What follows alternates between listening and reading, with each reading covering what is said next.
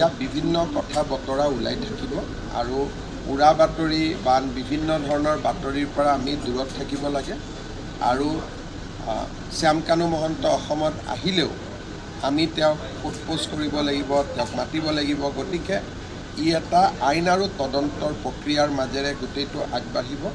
সেইকাৰণে যিসকলে জুবিনক ভাল পায় তেওঁলোকক মই অনুৰোধ কৰিম যে এই গোটেই ঘটনাটোৰ পৰা আমি উৰা বাতৰি বিভিন্ন ধৰণৰ কথা বতৰাৰ মাজেৰে বিভ্ৰান্ত নিজেও হ'ব নালাগে, আনকো বিভ্ৰান্ত কৰিব নালাগে।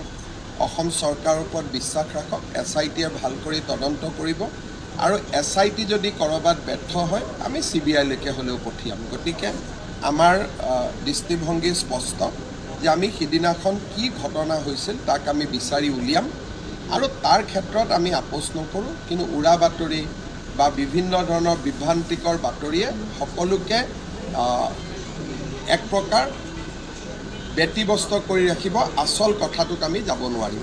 সেইকাৰণে মই ভাবোঁ যে আমি সকলোৱে কিছুদিন SITক সহযোগ কৰা উচিত আৰু যেতিয়া আমি সকলোৱে অনুভৱ কৰিম যে SITয়ে ভাল কাম কৰিব পৰা নাই তেতিয়া আমি CBIলৈকেও পঠিয়াব পাৰিম। সেইকাৰণে আমি অত্যন্ত ধৈৰ্যৰে সৈতে অপেক্ষা কৰিব লাগে। ভিছেৰা ৰিপৰ্ট আহিব, পষ্টমৰ্টেম ৰিপৰ্ট আহিব, ছিংগাপুৰৰ পৰা মানুহখিনিক উভতাই আনিব লাগিব। সেই সময়ত যোন আছিলে ই এটা প্ৰক্ৰিয়াৰ মাজেৰে আগবাঢ়িব।